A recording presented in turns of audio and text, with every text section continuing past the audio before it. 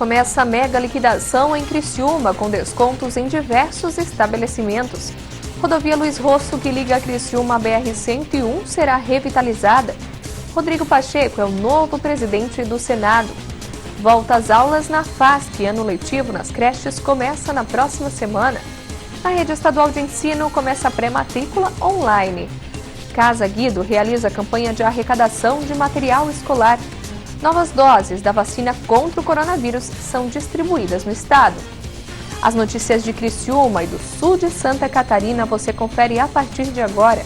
No ar pela TV Primavera, Informe Região.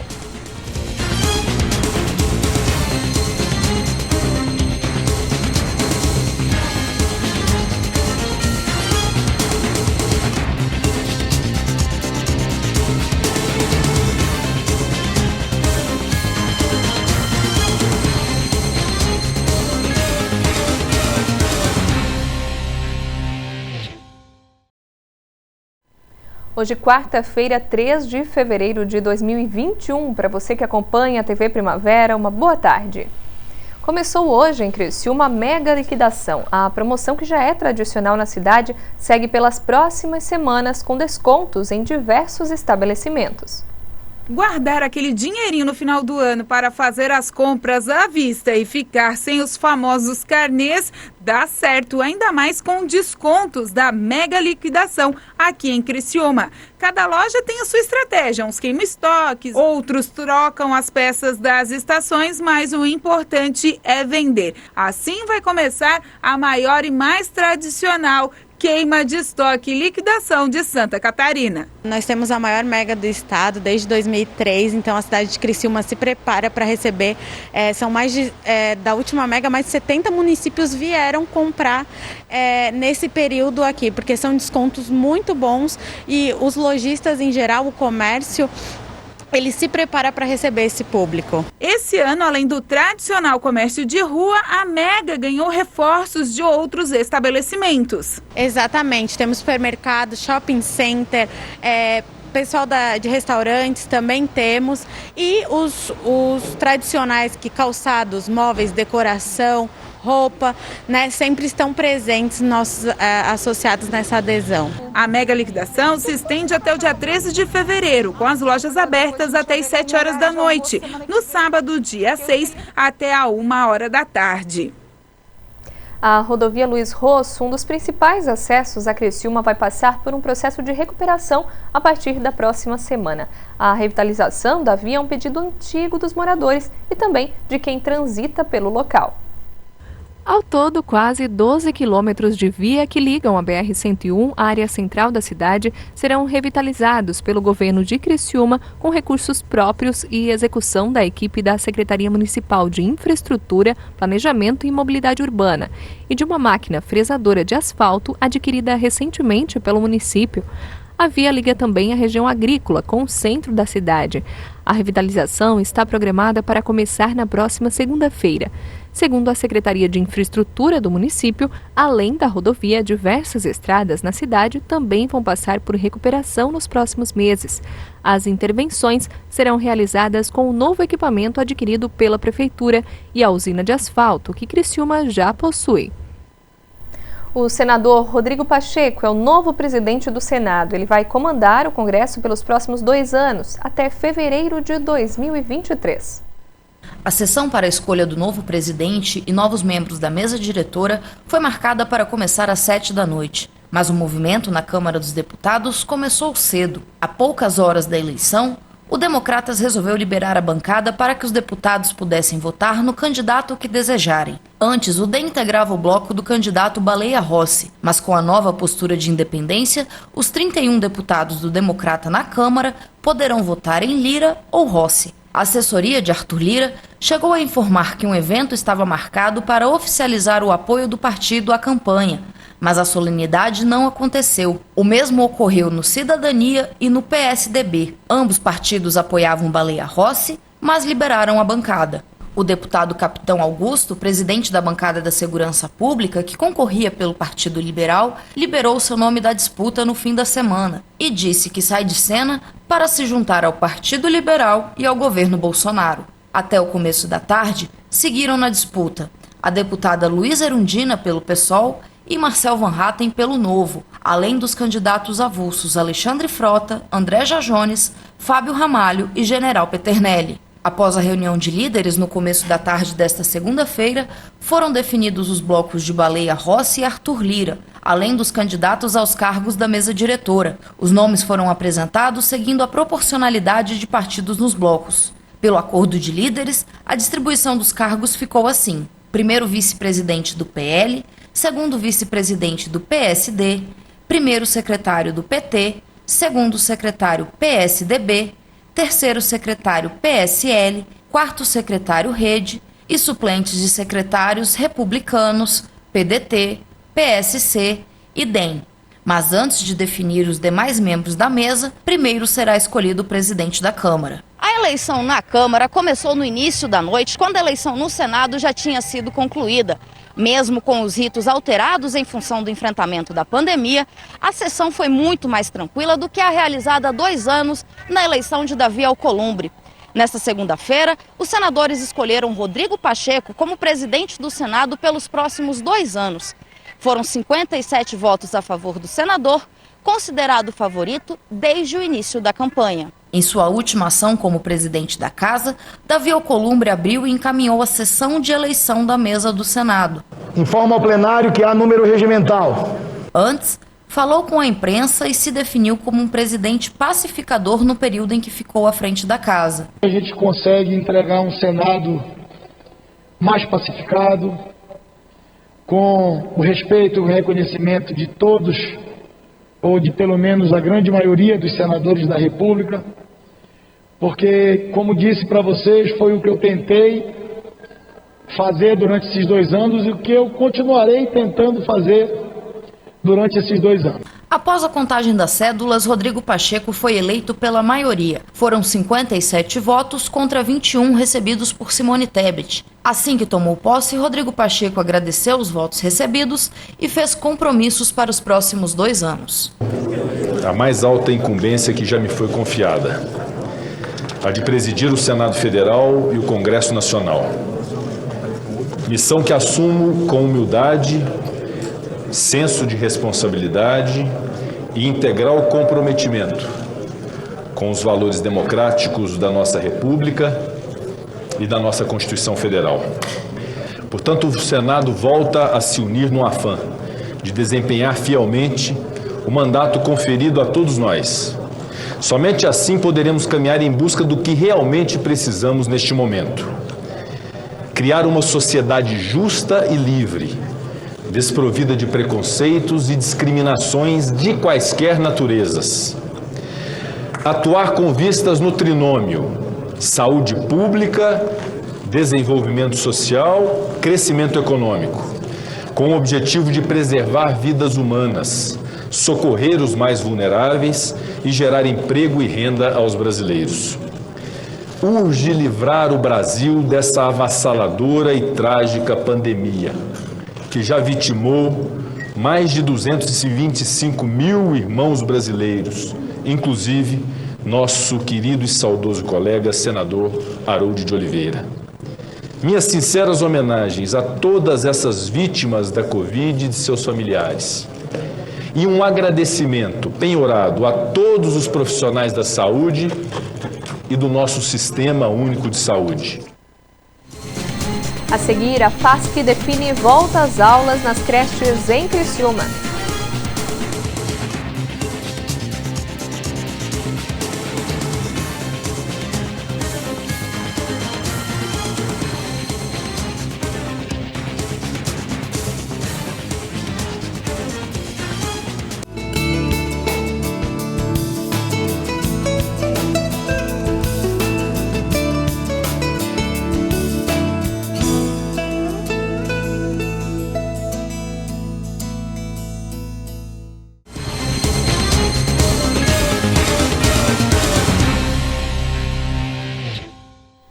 A FASC divulgou ontem o calendário de volta às aulas nos Centros de Educação Infantil em Criciúma. O ano letivo começa na próxima semana. A Associação Feminina de Assistência Social de Criciúma, a FASC, está acertando os últimos detalhes para a volta às aulas. Tudo pronto para receber os alunos dos Centros de Educação Infantil do município de Criciúma na próxima segunda-feira. Pais, professores e alunos preparados para o ano letivo de 2021. Toda a preparação iniciou nesta semana, como explica a coordenadora da entidade, a Andressa D'Agostin. Com as crianças que foram matriculadas e rematriculadas no edital de 2020. Nós estamos voltando para tudo, para todos nós, é tudo novo. Nós estamos aí com bastante esperança. Os pais precisam da escola, a escola é essencial, Principalmente nós que trabalhamos com crianças de 0 a 3 anos, 11 meses. A família passou por modificações em 2020, perderam seus empregos, estão adquirindo novos empregos. As pessoas que cuidavam, talvez as avós, já estão cansadas. Então a família, eu acho que está se reestruturando para a volta às aulas. E o CIs da FASC também se reestruturou para estar recebendo essas crianças, utilizando todo e sempre o regramento da vigilância sanitária. A coordenadora ainda comenta que, caso mude a situação das bandeiras que regularizam a situação da Covid-19 no estado, os pais serão devidamente avisados. Sim, como aconteceu em 2020, para que todos lembrem, foi no dia 17 de março, quando foi decretado todo o fechamento das escolas. Todos os pais foram comunicados individualmente como aconteceria, o fechamento e depois o retorno gradativo da escola. Então, se nós trocarmos a bandeira, queremos que não, mas se houver a troca de bandeira para a matriz vermelha e que venha outras orientações do comitê da vigilância sanitária, a gente vai trabalhar com a informação que a gente sempre fez, para o melhor para o pai e melhor para todos que trabalham dentro do CI. Ainda haverá um processo de rematrícula para as crianças que já estavam fazendo parte da FASC. Nós tivemos em 2020, todo mês de novembro e o mês de dezembro, para que eles fizessem a rematrícula e matrículas novas, Só que a gente sabe exatamente, vou voltar a dizer, o pai está se reestruturando. Então, a partir do dia 8 ao dia 12, o pai que não fez a rematrícula e que está dentro dos critérios de avaliação do edital, que ele procure o seu CI no qual ele estava matriculado, para efetivar a matrícula com a documentação necessária que ele pode estar vendo no site da FASC. Já os pais novos, eles são a partir do dia 15 ao dia 19, eles fazem as suas matrículas novas e aí procuram o seu CI, que também há disponibilidade, e aí a gente vai conseguir fornecer. Não são todos, vai depender muito do número de rematrícula dos pais que vão levar as crianças para que abram as matrículas novas para esses pais. A Rede Estadual de Ensino de Santa Catarina também está realizando a pré-matrícula online para novos alunos. A pré-matrícula online para os novos alunos pode ser feita nesta quarta e quinta-feira. O procedimento é dividido em 2 etapas. A primeira é feita em uma plataforma online pelo matriculaonline.sed.sc.gov.br. No site, o responsável cadastra os dados do aluno e escolhe uma das instituições de ensino que ainda tem vaga disponível, recebendo um protocolo para anotar ao fim do processo. A segunda etapa é a efetivação da matrícula, que é feita presencialmente na escola, quando devem ser levados todos os documentos do estudante e o número do protocolo da pré-matrícula para garantir a vaga. A documentação pode ser entregue nas escolas entre os dias 3 e 5 de fevereiro. Todas as escolas terão posto de atendimento com o computador durante o período de matrícula para auxiliar no cadastro dos estudantes. Para os responsáveis que precisam de auxílio no preenchimento da pré-matrícula, utilizando os meios eletrônicos da unidade escolar, a inscrição será realizada das 9 da manhã ao meio-dia e da 1 da tarde até às 5, dos dias 3 e 4 de fevereiro. A reserva das vagas será feita por ordem de acesso. A partir da abertura do sistema, o usuário que selecionar antes uma das vagas disponíveis poderá fazer a pré-matrícula na respectiva escola. As vagas serão ocultadas do sistema na medida em que forem sendo preenchidas. E apesar de os responsáveis encontrarem diversas vagas disponíveis durante o cadastro, o zoneamento ainda deve ser considerado para efetivar a matrícula. O critério utilizado pela unidade de ensino é a comprovação de que o estudante mora em até 3 quilômetros de distância da escola. Essa confirmação pode ser feita com o comprovante de residência que será entregue na instituição. E falando em volta às aulas, a Casa Guido, em Criciúma, está realizando uma campanha para arrecadar material escolar para as crianças atendidas na instituição. Débora, a Casa Guido todos os anos faz um apelo, entre tantos, sobre o material escolar. Hoje são 50 pacientes que estão em idade escolar, mas 26 irmãos desses pacientes que também necessitam dos materiais tradicionais da lista. Sobre isso eu vou falar com a Viviane, ela que é da parte de captação de recursos da casa.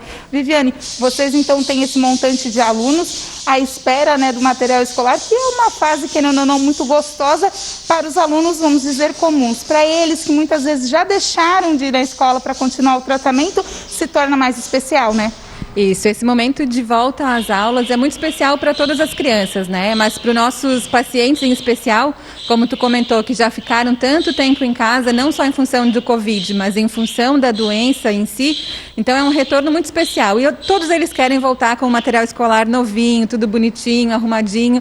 E a gente sabe que o material escolar não é algo tão barato, então não é fácil das famílias conseguirem fazer essa compra. E é justamente pensando nisso que a Casa Guido fornece o material escolar, não só para o paciente, mas também para o irmão, porque toda a família necessita desse apoio, né? E aí, nesse momento, a gente conta com a colaboração de todos. Mais uma vez, a gente chama a sociedade toda a nos ajudar, a estar presenteando os nossos queridos pacientes com o material escolar, para que eles voltem bem alegres para a escola. Para que as pessoas tenham uma noção das necessidades para suprir as listas, está no Facebook e no Instagram da instituição. Tem alguma coisa só para a gente já deixar para os nossos telespectadores? Tem sim. Lá no nosso Instagram e no Facebook tem bem certinho todos os itens da lista que a gente realmente precisa. A gente não está pedindo nada a mais. Não é nossa intenção que fique sobrando material, né? A gente pediu realmente o que necessita, mas tem alguns itens que a gente já pode estar adiantando que precisa em maior quantidade, que são aqueles chamequinhos de 100 folhas brancas A4, né? Folha em ofício, precisa bastante, porque todas as escolas pedem, então todos os pacientes vão precisar. E também caderno brochura, um caderno de uma matéria brochura. Esses são os principais itens que a gente sabe que vai faltar, porque precisa de uma quantidade bem grande. Mas tem outros itens que também estão todos escritos lá certinho no nosso Instagram e no nosso Facebook. Então tá certo, obrigado pelas informações. Então, se você tem essa condição de estar ajudando aqui aos pacientes da Casa Guido voltarem às aulas com esse gostinho e o cheirinho de material novo, é muito bom, a gente sabe disso. Já passamos por essa fase, né, Débora? Com informações para o Informe Região, Michele Veiga. A seguir, municípios catarinenses começam a receber mais doses da vacina contra o coronavírus.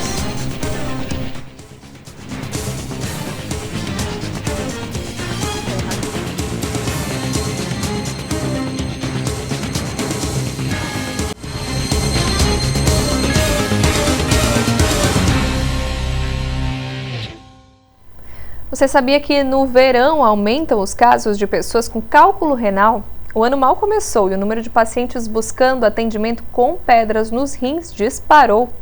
Sidney conta que sofreu com cálculo renal. Ele lembra dos sintomas. Começou com uma dor na lateral do corpo, né? Eu percebi um pouco de sangue na urina, procurei o médico e o médico, através dos exames, identificou a presença do cálculo renal. Ele comenta que mudou alguns hábitos que reverteram a situação. Eu acho que além do consumo de sódio excessivo, eu tomava muito pouca água, né? O ano passado eu ganhei uma garrafa de água dessas térmicas que a gente carrega no carro e eu comecei a consumir mais água. E quando eu comecei a consumir mais água, o cálculo renal parou de me incomodar. De acordo com o levantamento da Sociedade Brasileira de Urologia, 1 a cada 10 pessoas sofre de cálculo renal. A doença atinge principalmente homens com idade entre 20 e 35 anos. E um alerta, no verão a incidência é maior. aumenta em cerca de 30% a incidência de cálculo renal. Por quê? No mês de janeiro é um mês mais quente, é um mês que a gente está mais ativo, então isso faz com que a gente tende a urinar menos e muitas vezes a gente não percebe isso e toma pouco líquido ou não toma o líquido suficiente para manter bem hidratado e aumenta a formação de cálculo. Para que os rins trabalhem bem, além de evitar sal e tomar ao menos 3 litros de água por dia, é importante fazer atividades físicas, perder peso e diminuir consumo de carne vermelha. O médico urologista ainda comenta que uma situação pontual devido à pandemia pode ser propícia ao desenvolvimento de cálculo renal. Nessa pandemia tem o tal do kit Covid, que normalmente muitas vezes nem tem uma prescrição ou um acompanhamento médico. E pode ser que use em excesso a suplementação, principalmente de vitamina C e vitamina D. Isso daí pode predispor à formação de cálculo. Porque a vitamina C em excesso pode deixar o corpo e a urina um pouco ácida. Essa acidificação da urina predispõe à precipitação de alguns eletrólitos e pode formar alguns cálculos renais. E a vitamina D em excesso também pode absorver muito cálcio. E o cálcio é o principal ingrediente, ou principal componente dos cálculos renais. O presidente da Sociedade Sul-Mato-Grossense de Urologia também explica que pessoas em famílias com casos de cálculo renal podem ser mais propícias à doença. Além disso, ele recomenda ficar de olho na coloração da urina, que deve ser transparente. Senão, significa que a pessoa está tomando pouca água. Aliás, não é qualquer tipo de líquido que é indicado para a hidratação. Refrigerante em excesso ou qualquer bebida gaseificada, como a cerveja, isso pode predispor à formação de cálculo, porque tem muito oxalato, além de também pode deixar a urina mais ácida, como a gente falou anteriormente, isso pode predispor à formação de cálculo. O tereré, por si só, água, muitas vezes não tem tanta complicação, mas lógico, o excesso também de chá, café e a própria erva do tereré em excesso pode também predispor à formação desses oxalatos que podem formar o cálculo. Então o ideal é água livre, água potável, água que hidrate, que mantenha a gente hidratado. A Espanha anunciou nesta terça-feira que vai proibir a entrada de passageiros de voos procedentes do Brasil e da África do Sul. A decisão se deve às variantes do coronavírus originárias desses dois países. Será permitida apenas a entrada de passageiros procedentes destes países que tenham nacionalidade ou residência espanhola e andorrana. O objetivo é reduzir os contágios das novas variantes do coronavírus. A medida entrará em vigor na quarta-feira e deve durar, a princípio, 2 semanas, com possibilidade de prorrogação. A decisão está de acordo com a que foi adotada por outros países europeus, como a Alemanha, que restringiram as entradas de países afetados por variantes da Covid-19. O governo detalhou que, além dos cidadãos e pessoas com visto de residência na Espanha e em Andorra, o país também permitirá a entrada de passageiros em trânsito a partir do Brasil e da África do Sul, que não permaneçam mais de 24 horas no país e que não saiam do aeroporto.